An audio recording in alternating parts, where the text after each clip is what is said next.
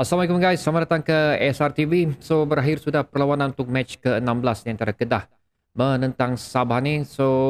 Hmm, satu keputusan yang kalau bagi aku memang aku jangkakanlah keputusan ni akan berlaku. Tapi walau macam mana pun aku agak kecewa juga kerana sebenarnya aku of course mahu Sabah untuk memenangi perlawanan ni. Pasal misi, bukan misi lah, tapi kebanyakan penonton penyokong pasukan bola sepak Sabah sekarang memberi harapan untuk kita beraksi untuk AFC. So ini adalah salah satu peluang yang sepatutnya diambil oleh Sabah FC untuk mendapatkan 3 mata seterusnya, tapi unfortunately pulang dengan 1 mata sahaja. So ini adalah prediction aku di video sebelum ini, di mana aku dah menyatakan bahawa aku agak berat untuk memberi kelebihan kepada Sabah pada perlawanan ini kerana macam ada yang kurang sesuai lah. Aku rasa walaupun kita tahu prestasi Kedah bukan di dalam satu prestasi yang cukup bagus, di mana mereka mencari kemenangan sebenarnya untuk perlawanan ini, dan Sabah ingin mengekalkan rekod kemenangan berturut-turut yang telah mereka perolehi pada perlawanan sebelum ini, tapi tidak berjayalah pada perlawanan menentang Kedah. Walau macam mana pun prediction aku tepat untuk perlawanan ini, di mana keputusan itu berakhir dengan 1-1. Okey. Kita dikejutkan di minit ke-7.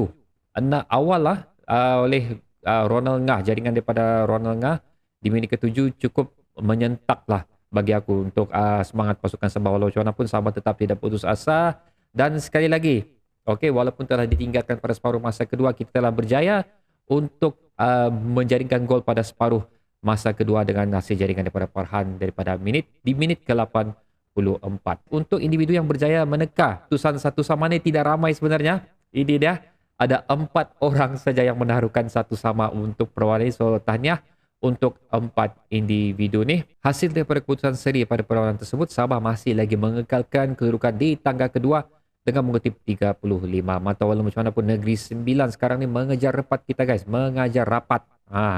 Kedudukan kita di mana waktu video ini dirakamkan malam ini, Negeri Sembilan akan bertandang ke Stadium Kuala Lumpur untuk melalui perlawanan ke-17 mereka, di mana sekiranya Negeri Sembilan memenangi perlawanan ini dengan jumlah gol yang cukup tinggi melebihi 3, mereka akan merampas kita daripada berada di tangga kedua dan kita jatuh di tangga ketiga. So itu adalah benda yang aku agak risau juga lah. Hopefully Kuala Lumpur berjaya mengikat Negeri Sembilan ataupun memenangi perlawanan tersebut.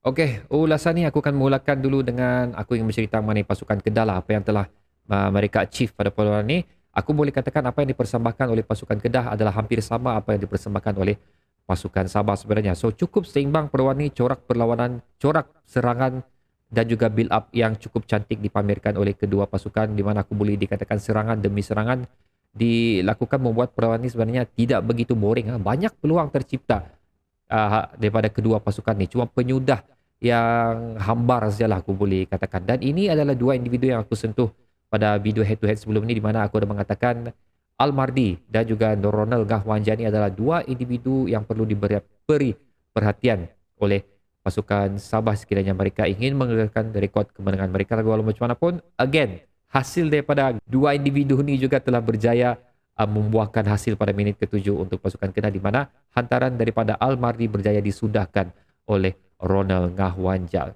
So again, aku sebenarnya perhatian aku lebih kepada Al-Mardi ni. Kalau kamu tengok persembahan semalam tu memang cukup hebat dia. Gerakan dia di kanan, di kiri dan juga di tengah kotak penalti, masuk ke kotak di pasukan Sabah. Memang cukup dahsyat lah permainan ni. Memang aku boleh cakap yang dia ni mempunyai ciri-ciri permainan yang hampir dan ataupun boleh dikatakan sama dengan Saldil Ramdhani. Dan satu lagi untuk pasukan Kedah adalah dengan kehadiran semula pertahanan mereka iaitu Vales ni, aku nampak di situ agak teratur sikitlah 4 pertahanan Kedah pada perlawanan ni, di mana ia telah of course diketuai oleh Vales sendiri.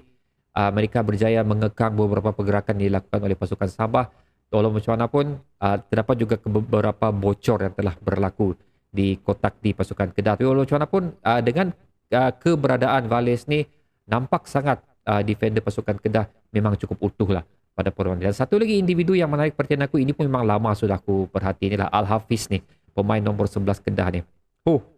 Okey, dengan adanya Al-Mardi, dengan adanya Al-Hafiz, dua-dua Al berada di kanan dan kiri sayap pasukan Kedah, memang cukup lah. Bagi aku memang cukup untuk membuat gerakan daripada dua side ni, dan of course sekali lagi untuk mengucar-ngacirkan pasukan Sabah di bahagian kotak D, dan juga larian-larian dia orang yang cukup kencang lah.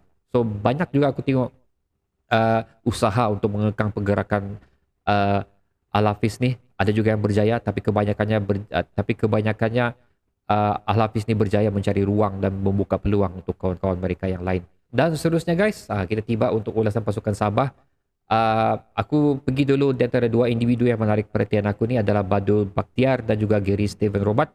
Dua individu yang bagi aku mempunyai banyak peluang pada perlawanan ni. Kalau pasal diorang saja, kalau betul diorang boleh memanfaatkan peluang yang mereka dapat tu, lebih tiga kita boleh dapat. Itu sebenarnya lebih tiga gol kita boleh dapat. Tapi again, nasib jugalah, nasib penentu segalanya. Kalau tidak gol jugalah, walau macam mana cantik pun sekali peluang itu. Dan aku dah melihat beberapa komen daripada Sabah fan supporters di FB. Ada isu yang dikaitkan lah untuk satu individu yang berada di pasukan Sabah ni. Dan bagi um, aku tengok balik lah perlawanan ni sebenarnya. Aku tengok balik perlawanan ni. Betulkah apa yang dinyatakan oleh penyokong-penyokong pasukan Sabah? Bukan penyokong pasukan Sabah, even penyokong pasukan Kedah pun ada menyatakan benda tu juga. Kamu boleh cek lah di FB supporters untuk Sabah FC ni. So bagi aku mau cakap iya, tapi bila aku tengok balik perlawanan tu sebenarnya tidak aku tidak boleh cakap yang dia betul-betul tidak berusaha lah. Dia dan juga satu lagi individu, aku tidak, bagi aku lah, mereka cukup berusaha pada perlawanan ni. Tapi mungkin ada sebab-sebab tertentu yang membuatkan persembahan yang kita mahu pada perlawanan sebelum ni yang telah mereka tampilkan tidak terjadi pada perlawanan ini. Mungkin ada sebab atau reason selain daripada apa yang dikatakan oleh peminat-peminat pasukan Sabah dan juga peminat-peminat pasukan Kedah untuk dua individu ni. Pasal bila aku tengok balik perlawanan tu, dua individu ni memang buat effort sebenarnya. Effort yang kita mahukan, effort yang sepatutnya mereka lakukan, tapi tidak sampai tahap yang biasa kita lihat. So aku tidak mau cakap mungkin diorang berfikiran macam tu. So bagi aku rasa ada satu mungkin penyebab lain lagi kenapa menyebabkan benda tu berlaku. Tapi again bagi aku boleh cakap mereka ni telah melakukan sebaik yang mungkin dengan mencipta dan juga mendapat beberapa peluang yang bagi aku cukup sesuai untuk mereka menjaringkan gol. Tapi again, nasib. Aku boleh cakap nasib lah di sini sebenarnya yang menidakkan peluang kita untuk mendapatkan 3 mata pada perlawanan ni. Dan seterusnya guys, hero kita pada perlawanan ni, Messi. Okay, Messi Kedah. Dan sekarang boleh kita ucapkan Messi Sabah sudah.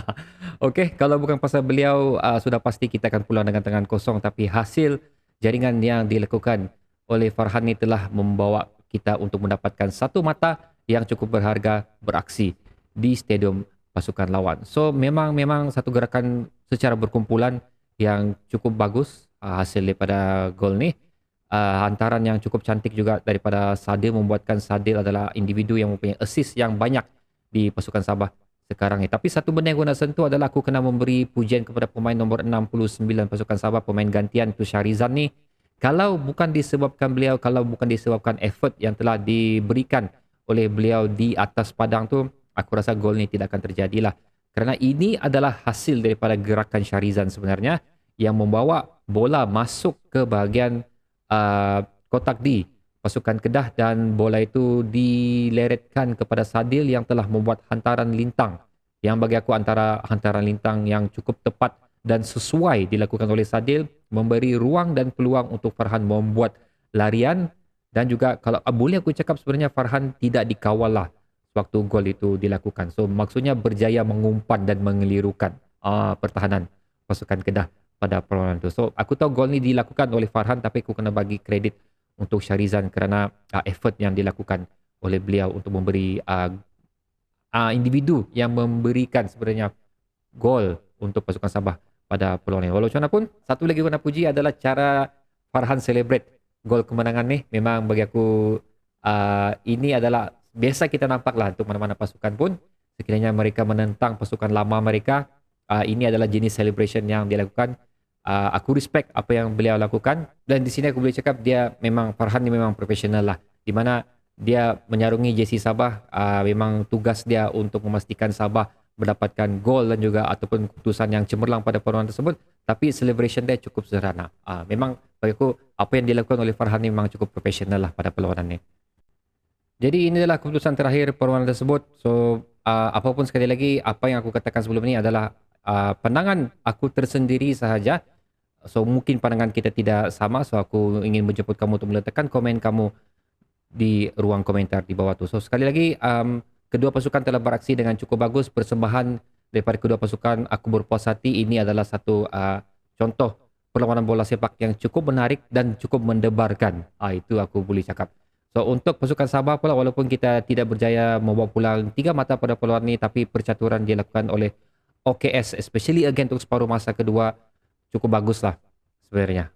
So tahniah untuk anak buah OKS, tahniah untuk OKS sendiri. So okay guys, itu sajalah perkongsian aku. Again, sila letakkan pendapat kamu di ruang komen di bawah sehingga kita berjumpa lagi pada video yang seterusnya. Assalamualaikum.